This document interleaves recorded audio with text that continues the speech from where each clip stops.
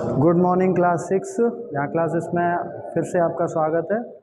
ठीक है, आज हम जो कल का जो हमारा थोड़ा सा टॉपिक रह गया था उस पर थोड़ा डिस्कशन करेंगे। ठीक है, और जो टॉपिक था अवर कंट्री इंडिया। ठीक है, हमारा टॉपिक क्या था? Our country India. तो उस पर हम बात करते हैं our country India. Our country India.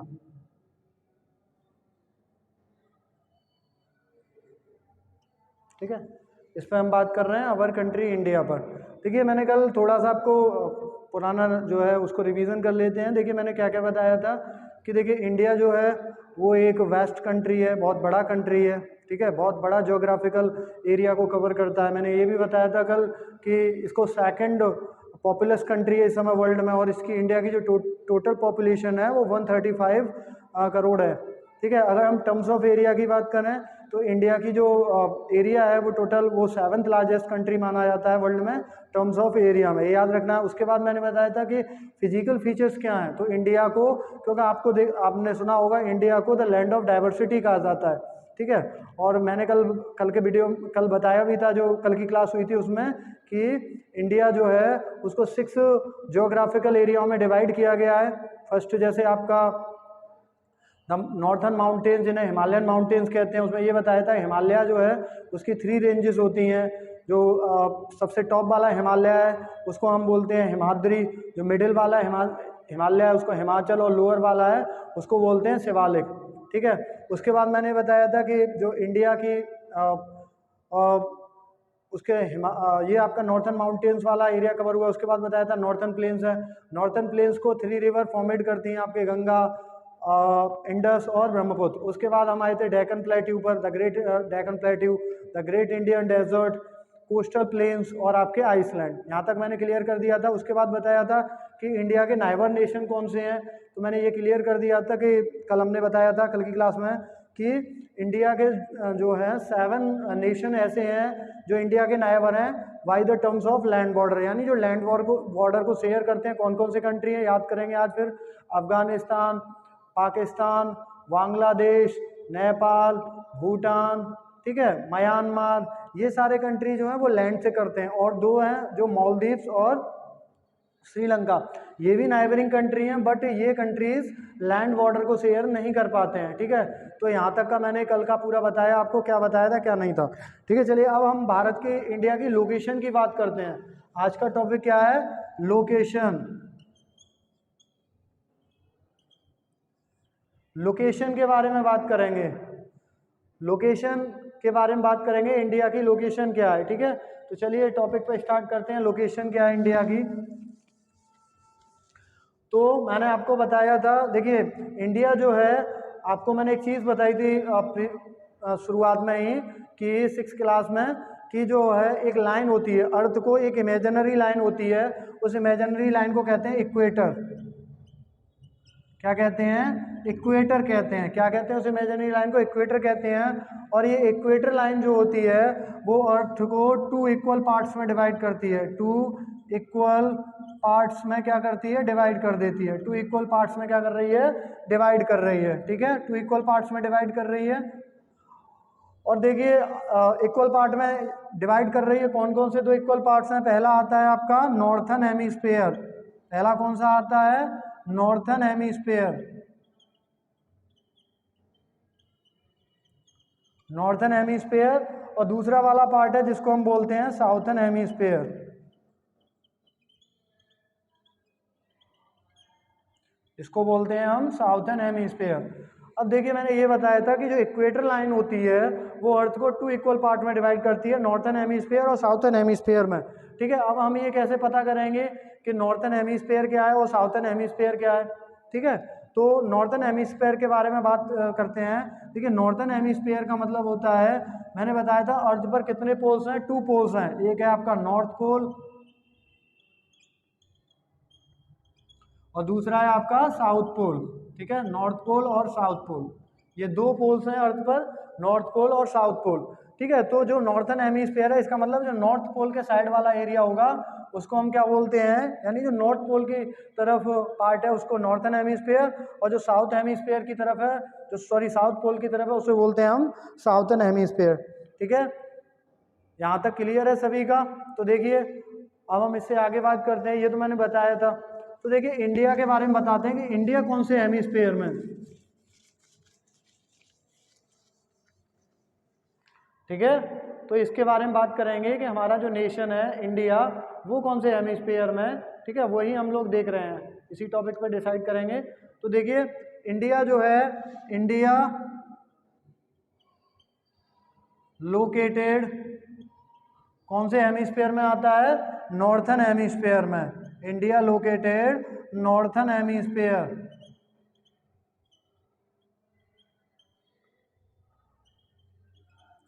किस हेमिस्फीयर में आ रहा है? नॉर्थन हेमिस्फीयर में आ रहा है, ठीक है। नॉर्थन हेमिस्फीयर में आ रहा है। अगर आपसे कोई क्वेश्चन भी करता है कि इंडिया कौन से हेमिस्फीयर में है, तो आप क्या आंसर दोगे? इंडिया जो है वो नॉर्थन हेमिस्फीयर में है, ठीक है। चलिए अब देखिए नॉर्थन हेमिस्फीयर के अलावा इंडिया नॉर्थन हेमिस्फीयर में है तो एक लाइन है, आपको याद होगी, मैंने जब ये चैप्टर पढ़ाया था लॉन्गिट्यूड और लैटिट्यूड में बताया था कि अर्थ की दो जो इक्वेटर है वो अर्थ को 2 पार्ट्स में डिवाइड करता है, नॉर्थन हेमिस्फीयर और साउथर्न हेमिस्फीयर। तो नॉर्थन हेमिस्फीयर और साउथर्न हेमिस्फीयर में दो और इम्पोर्टेंट इमेजन लाइंस होती हैं, ठीक है, जहाँ से ये डिसाइड होता है कि कौन सा एरिया ट्रॉपिकल है, कौन सा टेम्परेट है और कौन सा फ्रिज जोन में। 3 पार्ट्स में डिवाइड होता है अर्थ का टाइम जो एरिया है, उसी के बेसिस पर ये हीट के बेसिस पर रखा गया है। तो मैंने बताया था नॉर्थन हेमिस्फीयर। देखिए नॉर्थन हेमिस्फीयर में एक लाइन जाती है जिसे हम बोलते हैं ट्रॉपिक ऑफ कैंसर। क्या बोलते हैं? ट्रॉपिक ऑफ कैंसर, ठीक है।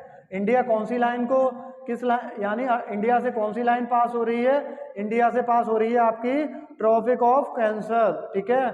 और ट्रॉपिक ऑफ कैंसर जो है half almost through the country, यानी ये country half of the country India के हाफ पार्ट से गुजरती है। कहाँ से गुजरती है? इंडिया का जो हाफ पार्ट है वहाँ से ये क्रॉस होती है, यानी ये पास हो जाती है, ठीक है। यहाँ तक समझ में आया? अभी तक हमने क्या पढ़ा था? इंडिया की लोकेशन मैंने बताया था। इंडिया जो है वो आपके नॉर्थन हेमिस्फीयर में आता है, और नॉर्थन हेमिस्फीयर में भी इंडिया जो लाइन है, इंडिया से कौन सी लाइन पास होती है? ट्रॉपिक ऑफ कैंसर, ठीक है। इंडिया में कौन सी लाइन पास होती है? Tropic of cancer.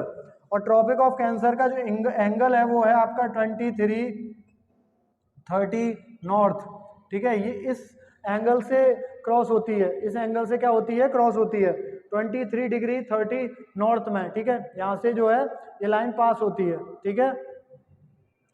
यहाँ तक मैंने क्लियर कर दिया। अब देखेंगे हम लोग कि इंडिया किसके बीच में आता है, यानी यहाँ तक आपको समझ में आ गया होगा कि लोकेशन क्या है। नॉर्थन हेमिस्फीयर में आता है, ट्रॉपिक ऑफ कैंसर से पास होती है, और वो इस एंगल से पास होती है 2330 डिग्री नॉर्थन हेमिस्फीयर में ये पास हो जाता है, ठीक है।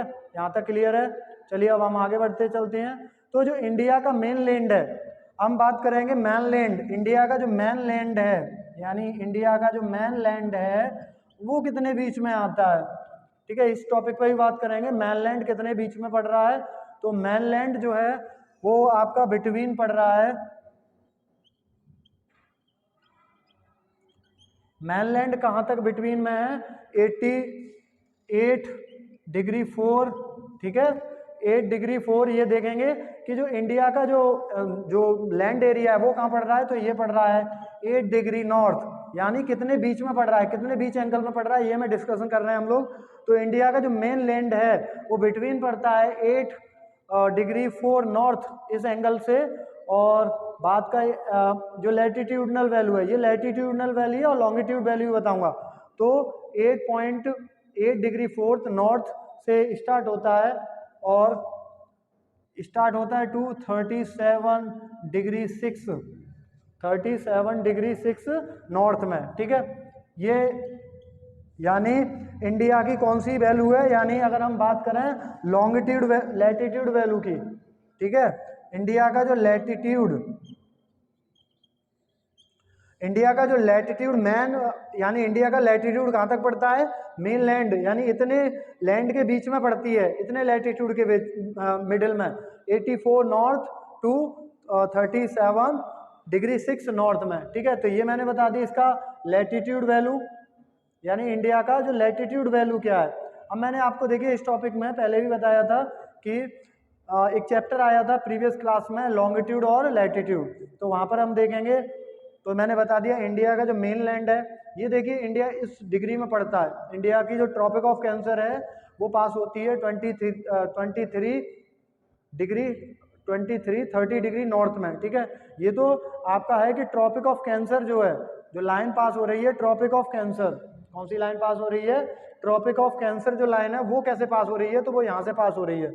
अब हम बात कर, मैंने बताया था फिर कि इंडिया का जो मेन लैंड है उसकी लैटिट्यूड जो वैल्यू है वो कितनी है, इतने बिटवीन में पड़ता है, 8 डिग्री 4 नॉर्थ से लेकर 37 डिग्री नॉर्थ तक पड़ रहा है, ठीक है। यहाँ तक मैंने बता दिया। अब हम दूसरी चीज़ पर डिस्कशन करेंगे, लॉन्गिट्यूड वैल्यू, यानी इंडिया का जो लॉन्गिट्यूड वैल्यू है, ठीक है, इंडिया का लॉन्गिट्यूड वैल्यू के बारे में बताने वाले हैं। चलिए स्टार्ट करते हैं। आई होप आपको यहाँ तक समझ में आ गया हो, ठीक है।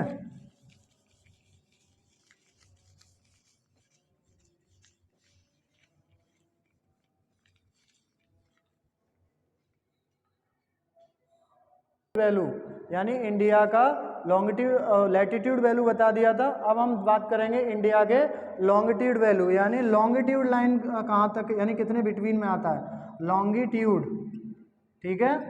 लॉन्गिट्यूड वैल्यू के बारे में बताएंगे, लॉन्गिट्यूड वैल्यू कितनी है, ठीक है। चलिए अभी तक हमने क्या डिस्कशन किया था, हमने डिस्कशन किया था लैटिट्यूड वैल्यू पर, अब हम बात करेंगे लॉन्गिट्यूड वैल्यू पर, ठीक है। चलिए स्टार्ट करते हैं। तो देखिए इंडिया का जो है लॉन्गिट्यूड वैल्यू कर रहे थे, इंडिया के लॉन्गिट्यूड वैल्यू की बात कर रहे थे। तो देखिए लैंगिट्यूड वैल्यू जो इंडिया की वो है आपके 67.3 ईस्ट में, कितना पड़ रहा है, 67 पॉइंट डिग्री 3 ईस्ट। ई का मतलब होता है ईस्ट, यानी इंडिया जो है वो कौन से लॉन्गिट्यूड में आता है, आपके ईस्ट में आता है, ठीक है। किस लॉन्गिट्यूड में आ रहा है, आपके ईस्ट में आ रहा है। और कितने के मिडिल में पड़ते हैं, जो मेन लैंड है वो पड़ता है आपका 97 डिग्री 25 ई, ठीक है। इतने वैल्यू में आ रहा है, ठीक है, यहाँ तक आपका ये आ रहा है, यानी 67 डिग्री ई। ध्यान रखिए इस चीज़ का, ई का मतलब होता है इंडिया जो लॉन्गिट्यूड वैल्यू है उसके ईस्ट वाले भाग में आता है, ठीक है। तो यहाँ पर हमने दोनों चीज़ क्लियर की कि इंडिया का जो लॉन्गिट्यूड वैल्यू है वो कितना है, इंडिया का जो लैटिट्यूड वैल्यू है, मैंने, चलिए एक बार फिर रिवीजन कर लेते हैं कि देखिए ट्रॉपिक ऑफ कैंसर है वो इंडिया को इंडिया के हाफ ऑफ कंट्री से गुजरती है, ये याद रखना है। क्योंकि देखिए एक और लाइन होती है सेम, वो पर साउथर्न हेमिस्फीयर में होती है, ट्रॉपिक ऑफ कैप्रिकॉन। तो हमें क्या याद रखना है कि इंडिया किस लाइन में आता है, तो हमेशा ध्यान रखिए। और इस चीज़ के लिए एक सिंपल चीज़ मैं बता देता हूँ, देखिए इंडिया जो है वो नॉर्थ पोल की साइड में पड़ता है। कौन से पोल में पड़ रहा है, इंडिया जो है आपका नॉर्थ पोल में है, ठीक है, नॉर्थ पोल वाले साइड में पड़ता है, ठीक है। तो देखिए जैसे हम डायग्राम से समझा देते हैं। देखिए ये हमारी अर्थ है, ध्यान से देखिएगा, ये क्या है, हमारी अर्थ है। इसको मैं समझा देता हूँ एक बार, ये हमारी क्या है, अर्थ है, ठीक है, ये रहा। और हमारा नेशन यहाँ पे है, ये रहा हमारा इंडिया, ठीक है। मैंने ये समझाने के बताया, ये मान लीजिए इंडिया है। और ये रहा आपका इक्वेटर, यानी इमेजिनरी लाइन कौन सी है, इक्वेटर। इस लाइन को हम क्या बोलेंगे, इक्वेटर। ये लाइन है आपकी इक्वेटर, ठीक है। तो हमेशा याद रखिए ये रहा नॉर्थ पोल, ये वाला पार्ट क्या कहलाता है, नॉर्थ पोल। और ये वाला पार्ट होता है आपका साउथ पोल। कौन सा एरिया है ये, साउथ पोल, ठीक। तो इंडिया कौन से में आता है, देखिए इंडिया इस जोन में आ रहा है, इक्वेटर यहाँ से गुजर रही है, ठीक है। तो इंडिया कौन से एरिया इस साइड आ रहा है, नॉर्थ पोल की तरफ।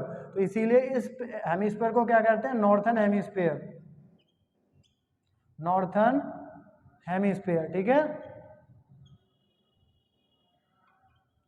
ये नॉर्थर्न हेमिस्फीयर में पड़ रहा है, ठीक है। तो ये है। अब यहाँ से मैंने बताया था, देखिए एक चीज़ और याद रखनी है यहाँ पर कि कौन सी लाइन है, लाइन पर हम लोग कंफ्यूज हो जाते हैं कि कौन सी लाइन जो है वो इंडिया से पास होती है। तो ध्यान रखिए नॉर्थर्न हेमिस्फीयर में जो लाइन पास हो रही है, ये लाइन जो मैं बना रहा हूँ, इसको बोलते हैं ट्रॉपिक ऑफ कैंसर, ठीक है। और जो साउथर्न, ये नीचे वाला पार्ट है, ये साउथर्न हेमिस्फीयर है, तो इसको बोलेंगे ट्रॉपिक ऑफ कैप्रिकॉन,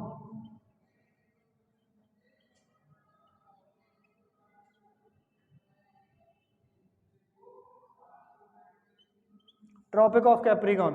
तो यहाँ से आप इस तरीके से आसानी से पता कर सकते हैं कि इंडिया कहाँ है। इंडिया हमारा नॉर्थ पोल की साइड में पड़ता है, तो इसीलिए नॉर्थन हेमिस्फीयर में है, ठीक है।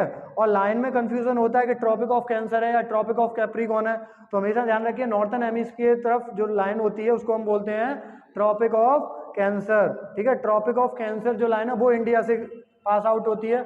उसके बाद मैंने क्या बताया था, मैंने बताया था कि कितनी डिग्री पे आती है, तो 23 डिग्री 23.30 नॉर्थ से, क्योंकि इंडिया नॉर्थन हेमिस्फीयर में आता है, लेकिन ये लैटिट्यूडनल आता है।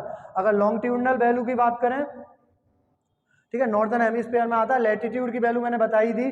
अब देखिए लॉन्गिट्यूड वैल्यू कितनी आती है। लॉन्गिट्यूड वैल्यू है इंडिया की 67 डिग्री ई, ठीक है, 67 डिग्री 3 ई फॉर ईस्ट, क्योंकि इंडिया ईस्ट लॉन्गिट्यूड में आता है। ये ध्यान रखिए इंडिया कौन से लॉन्गिट्यूड में आ रहा है, ईस्ट में आ रहा है। कितने इंडिया का जो लैंड है, ये देखिए मैं डिग्री जो लिखी हुई है 2 लिखी हुई है और यहाँ पे साइन बनाया, यानी इनके बीच में, इनके बिटवीन इंडिया का मेन लैंड है। कितने के बीच में, 67 डिग्री 3 ई से लेकर 97 डिग्री 25 ई के बीच में इंडिया का मेन लैंड है। अभी कुछ मैंने थोड़ी देर पहले ये बताया था कि इंडिया की लॉन्ग लैटिट्यूडनल वैल्यू कितनी है, यानी लैटिट्यूड का मतलब होता है कितने लैंड में आती है, कितने, यानी इंडिया का जो मेन लैंड है वो कितनी लैटिट्यूड के मिडिल में है, ठीक है। ये हमने डिस्कशन कर लिया। अब देखेंगे हम थोड़ा सा टाइम जोन के बारे में,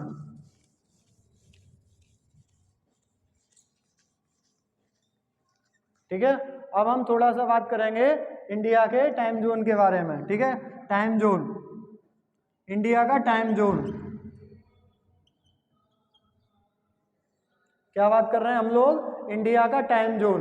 अब देखिए इंडिया का टाइम जोन, देखिए पूरी जैसे आपने देखा होगा कि पूरी वर्ल्ड का जो टाइम जोन होता है वो एक मेन चीज होती है GMT, यानी इससे होता है, किससे होता है, GMT, यानी इसको बोलते हैं ग्रीनविच मेरिडियन।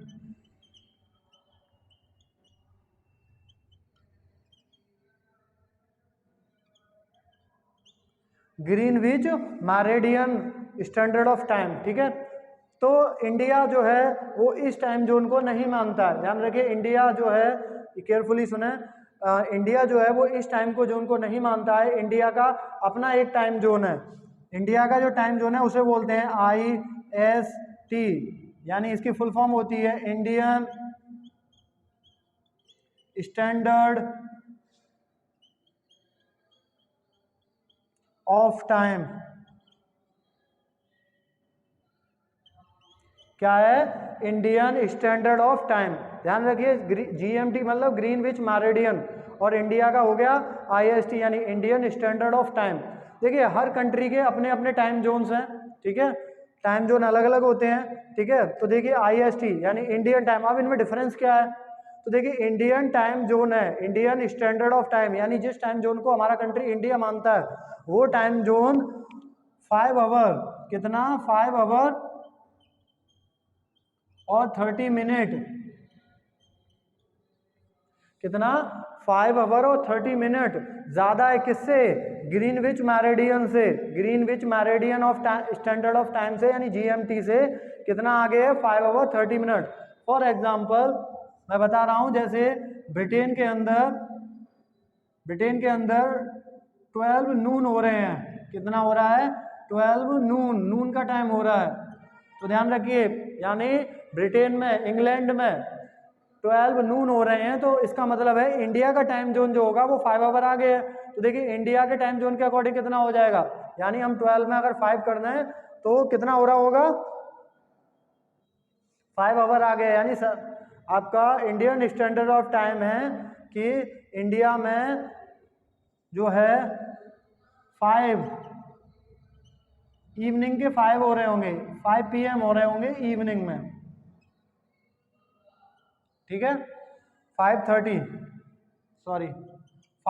PM हो रहे होंगे इवनिंग के। क्यों, क्योंकि इंडिया का जो टाइम जोन है, इंडियन स्टैंडर्ड ऑफ टाइम है, जिस टाइम जोन को इंडिया मानता है वो ग्रीनविच मेरिडियन से 5 आवर एंड 30 मिनट ज़्यादा है, ठीक है।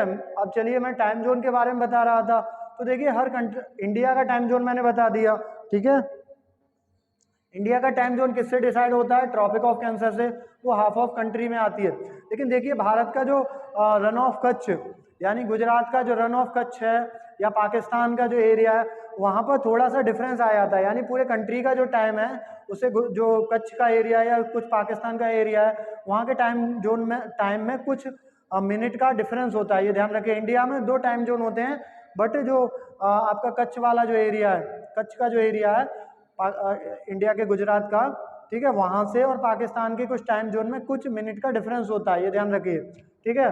तो हम टाइम जोन में बात कर रहे हैं, आपको पता है तो हर कंट्री का अपना एक टाइम जोन होता है। ये जीएमटी टाइम जोन जो होता है वो मोस्टली ब्रिटेन या फिर यूरोपियन कंट्री इसको मानते हैं, ठीक है।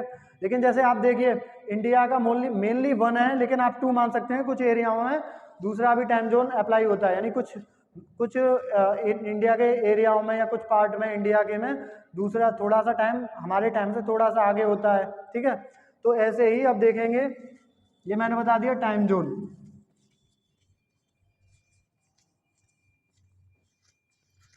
ठीक है। थोड़ा आगे बता देते हैं इस चैप्टर से रिलेटेड टाइम जोन के बारे में, थोड़ा वर्ल्ड की तरफ, ठीक है। इंडिया का तो मैंने बता दिया, लेकिन देखिए टाइम जोन क्या होता है? टाइम जोन का मतलब होता है उसके अकॉर्डिंग उस कंट्री का जो टाइम होता है वो क्लियर होता है, ठीक है। तो हमें टाइम का देखेंगे। अब मैंने बताया था कि जीएमटी वो तो ग्रीनविच मेरिडियन हो गया, मोस्टली यूरोपियन या फिर ब्रिटेन जो है उसको मानता है। इंडिया का अपना एक टाइम जोन है जिसको हम इंडियन स्टैंडर्ड ऑफ टाइम कह देते हैं। ऐसे हर कंट्री के टाइम जोन अलग होते हैं, जैसे सपोज दैट यूएसए मतलब यूनाइटेड स्टेट ऑफ अमेरिका, ठीक है, और कनाडा, ठीक है। ये कंट्री, इन दोनों कंट्री के टाइम जोन कितने हैं? ये 6 टाइम जोन को मानते हैं। यहाँ पर कितने टाइम जोन है? 6 टाइम जोन है, ध्यान रखिए। यूनाइटेड स्टेट ऑफ अमेरिका यानी यूएसए और कनाडा में 6 टाइम जोन है, ठीक है। उसके अलावा देखिए कितने टाइम जोन है? 6 टाइम जोन है। उसके अलावा देखिए रसिया, जो सबसे ज़्यादा किसी भी कंट्री के सबसे ज़्यादा टाइम जोन है वो है आपके रसिया के। रसिया के ये कितने टाइम जोन्स को मानता है? यानी ये 11 टाइम जोन्स को मानता है। सबसे ज़्यादा टाइम जोन इसके हैं, कितने हैं? 11 टाइम जोन है किसके? रसिया के हैं, ठीक है। तो ये मैंने बता दिया, ठीक है। चलिए लगभग आपका चैप्टर जो है वो कंप्लीट होने ही वाला है, थोड़ा सा और रह गया है। अगर कोई थोड़ी सी एक्स्ट्रा नॉलेज मैं बता देता हूँ आपको, ठीक है। तब तक आई होप आप लोग इन चीज़ों को पढ़िए, ठीक है। स्टार्ट करते हैं, आगे बढ़ा रहे हैं, ठीक है। तो ये मैंने टाइम जोन के बारे में बताया। देखिए इंडिया का टाइम जोन होता है, उसकी लॉन्गिट्यूड वैल्यू मैं बता रहा हूँ। इंडिया की जो टाइम जोन की लॉन्गिट्यूड वैल्यू कितनी होती है, यानी इंडिया का जो टाइम जोन है उसकी लॉन्गिट्यूड वैल्यू है 82 डिग्री 30 ई, ठीक है, इतनी है। ये इंडिया के टाइम जोन की क्या है? लॉन्गिट्यूड वैल्यू है, किसके? इंडिया के, Indian time zone. Indian time का जो लॉन्गिट्यूडन वैल्यू है वो कितना है? 82 डिग्री 30 ई, ठीक है। तो ये मैंने बताया था। चलिए लगभग आपका चैप्टर कंप्लीट हो चुका है, थोड़ा और बता देते हैं। देखिए कल मैं बता रहा था कि इंडिया को मैंने कल बताया था कि इंडिया को देखिए इंडिया का जो होता है रूलिंग करने का मैंने बताया था। तो इंडिया एक इतना बड़ा बहुत बड़ा कंट्री है जिसकी वजह से क्या हो रहा है कि एक जैसे सेंट्रल गवर्नमेंट है वो हमारे देश को, यानी इंडिया बहुत बड़ा कंट्री है, ठीक है। तो अगर हम बात करें सेंट्रल गवर्नमेंट,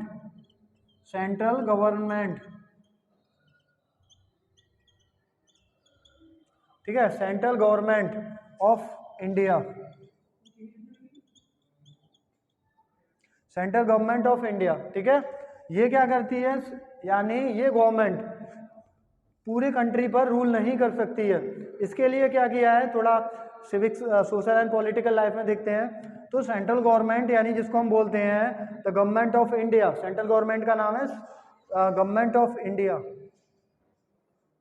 स्टार्ट बता रहे थे हम, कहाँ बता रहे थे? Central government of India. Central government of India जो है पूरे कंट्री पर रूल नहीं कर सकती है, इसीलिए कॉन्स्टिट्यूशन में इंडिया को डिफरेंट स्टेट में डिवाइड किया गया है। ये थोड़ा सा टॉपिक कल का रह गया था, उसको समझा देते हैं लास्ट में। इंडिया को डिफरेंट स्टेट्स एंड यूटीज में डिवाइड कर दिया गया है। यूटीज का मतलब होता है यूनियन टेरिटरीज, ठीक है। तो इंडिया को डिफरेंट स्टेट और यूटीज में डिवाइड कर दिया गया है, ठीक है।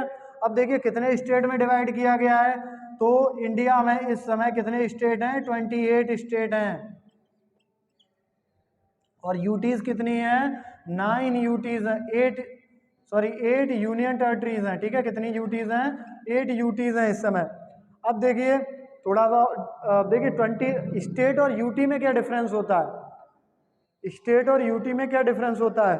बहुत लोगों का क्वेश्चन होता है कि what is the difference of state and UT. देखिए स्टेट क्या क्या होता है कि हमारे जो कॉन्स्टिट्यूशन में जो प्रोविजन दिया गया उसमें ये बताया गया है कि एक सेंट्रल गवर्नमेंट होगी, यानी एक यूनियन गवर्नमेंट होगी। उसके अलावा और यूनियन गवर्नमेंट जो है वो पूरे कंट्री पर शासन नहीं कर सकती है, रूल नहीं कर सकती है। तो यूनियन गवर्नमेंट की हेल्प के लिए इंडिया को एक और गवर्नमेंट का प्रोविजन किया गया है, स्टेट गवर्नमेंट, यानी एक पर्टिकुलर स्टेट, जो भी एक एरिया होगा जिसको इंडिया में डिफरेंट स्टेट्स हैं, तो हर स्टेट की अपनी एक गवर्नमेंट होगी, ठीक है। ये गवर्नमेंट फ्री होगी, ठीक है। ये सेंट्रल गवर्नमेंट के लिए सहायक होगी, यानी उनके साथ में हेल्प करेगी। क्या करते हैं, स्टेट गवर्नमेंट का रोल क्या होता है, ये गवर्नमेंट जो स्टेट गवर्नमेंट होती हैं वो सेंट्रल गवर्नमेंट के साथ में देश को रूल करने के लिए हेल्पफुल होती हैं, ठीक है। तो इस तरीके से स्टेट गवर्नमेंट फ्री होती है, उनके कुछ कॉन्स्टिट्यूशनल राइट होते हैं। सेंट्रल गवर्नमेंट जो है वो इनके किसी भी काम में इंटरफेयर नहीं कर सकती है जब तक रेयर ना हो। जब रेयर हो जाता है तब भले ही करेगी, लेकिन तब तक स्टेट गवर्नमेंट के किसी भी वर्क में इंटरफेयर नहीं करती है।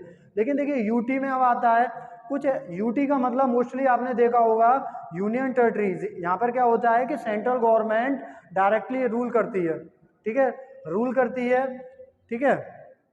और यूटी एक ऐसे एरिया, यूटी जो होते हैं यानी यूनियन टेरिटरीज होती हैं, वो ऐसे एरिया हैं जहाँ पर देखिए ये यूटी वाले जितने भी स्टेट्स हैं, like Andaman and Nicobar, Lakshadweep, NCT Delhi, Chandigarh, अगर हम चंडीगढ़ को और दिल्ली को निकाल दें तो बाकी के जितने भी एरिया हैं ये विदेशी यानी फॉरेन कंट्रीज के साथ अपने लैंड बॉर्डर को क्या करते हैं, शेयर करते हैं। फॉरेन कंट्रीज के साथ लैंड बॉर्डर को शेयर करते हैं, ठीक है। तो यहाँ क्या होता है, तो देखिए बहुत सारी दिक्कतें होती हैं अगर यहाँ पर स्टेट गवर्नमेंट को यानी एक फ्री स्टेट गवर्नमेंट बना दी जाए तो यहाँ दिक्कत होती है। इसीलिए यानी ऐसे जो स्टेट्स हैं या ऐसे जोग्राफिकल जो एरिया इंडिया के, वहाँ पर सेंट्रल गवर्नमेंट ही रूल करती है, इसीलिए यूटी कहते हैं। फॉर एग्जांपल देखिए लेटेस्ट जम्मू एंड कश्मीर जो है वो देखिए वहाँ पर क्योंकि ये जम्मू कश्मीर जो एरिया है वो आपका चाइना और पाकिस्तान के साथ अपने लैंड बॉर्डर को शेयर करता है। और लैंड बॉर्डर शेयर होने की वजह से क्या होता है कि जब तक वहाँ पर नॉर्मल एक फ्री स्टेट गवर्नमेंट थी, वहाँ पर दिक्कत होती थी सरकार को चलाने में, रूल करने में। तो क्योंकि जो पाकिस्तान है या चाइना के जो लोग हैं वो बॉर्डर दिक्कत करते थे, इंडिया पर बार बार अटैक करते थे आर्मीज के द्वारा, ठीक है। और स्टेट गवर्नमेंट पास इतना राइट नहीं होता है, उन्हें फिर सेंट्रल से परमिशन लेनी होती है, तब जाके वो कुछ भी एक्शन ले पाएंगे। तो इसके लिए केंद्र सरकार ने यानी हमारी सेंट्रल गवर्नमेंट ने क्या किया कि जम्मू एंड कश्मीर को क्या किया, स्टेट की कैटेगरी से ड्रॉप आउट कर दिया और 2 नई यूटीज बना दी, ठीक है। जो लेटेस्ट वो मैं बता रहा था, मैंने कल बताया था कि लेटेस्ट जो स्टेट है वो आपका तेलंगाना है, जो 2014 में बना था। उससे पहले वो आंध्र प्रदेश का पार्ट था, यानी आंध्र प्रदेश स्टेट में शामिल था। अब इसमें देखेंगे हम यूटी में लेटेस्ट यूटी जो सेंट्रल गवर्नमेंट ने 2 बनाई है। पहली बनाई है जम्मू एंड कश्मीर, और दूसरा बनाया है आपका लद्दाख। दूसरी कौन सी बनाई है, लद्दाख, ठीक है। तो कौन कौन सी जो लेटेस्ट यूटीज बनी है, जम्मू एंड कश्मीर इसको अलग बना दिया गया है और लद्दाख को अलग बनाया गया है, ठीक है। तो ऑल ओवर यही था आपका ये चैप्टर, ठीक है, our country India. I hope आप लोगों को ये पूरा चैप्टर समझ में आ गया हो, क्योंकि कुछ जो है नेक्स्ट प्रीवियस क्लास में मैंने आपको एक्सप्लेन कर दिया था, जो बचा हुआ पार्ट जो थोड़ा सा चैप्टर रह गया था वो मैंने यहाँ पर आपको एक्सप्लेन कर दिया। आई होप आपको हमारा चैप्टर, मेरा चैप्टर समझ में आया हो। अगर समझ में आ रहा है तो वीडियो को लाइक करें, शेयर करें और हमारे चैनल को सब्सक्राइब करें। Thank you. ओके, तो आई होप मेरा ये टॉपिक आपको समझ में आया हो। और इसी तरीके से अगर आपको और बहुत सारी डिफरेंट, जैसे बैंकिंग, एसएससी, इसकी अगर आपको तैयारी करनी है, प्रिपरेशन करनी है, तो हमारा एक दूसरा चैनल है जहां क्लासेस फिरोजाबाद, उस चैनल को सब्सक्राइब करें। जो भी वीडियोस आपको मिलते हैं लाइक करें, शेयर करें। धन्यवाद।